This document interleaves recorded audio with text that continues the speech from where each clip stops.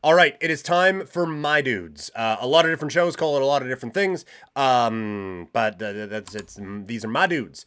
And so these are the five players who I have either been targeting or just ending up with a lot in fantasy football mock drafts throughout this whole process. Coming in at number 5, it's Jameson Williams. He has landed on so many lists this year. I have said I think he is a game changer. I think he's a game breaker. I think he has incredible talent and is going to be such an important part of what the Detroit Lions are doing this year. If he turns into that guy, I think he is legitimately a league winner as a wide receiver. At number 4, it's George Kittle. It feels like a lot of people have just forgotten how good this guy can be and how good this offense can still be.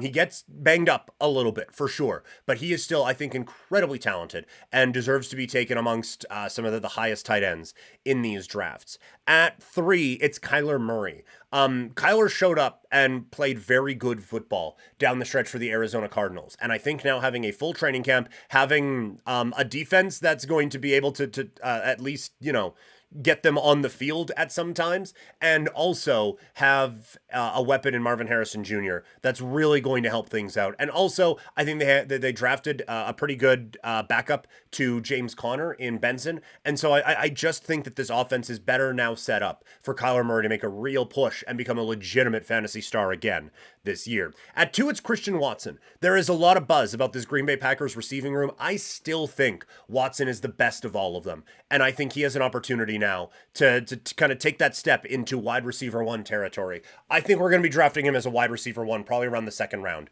this time next year. And at number 1, it's still Deebo Samuel. Ayuk gets a lot of the headlines. McCaffrey gets a lot of the headlines. Deebo gets banged up a little bit, just like George Kittle, but I think he is still legitimately one of the most talented players in the National Football League this season, with his ability to break tackles, the catch radius, and all of those things. He is just spectacular, I think, at what he does. And so that is why he is number 1 on my list of my guys, my dudes, going into the 2024 fantasy football season.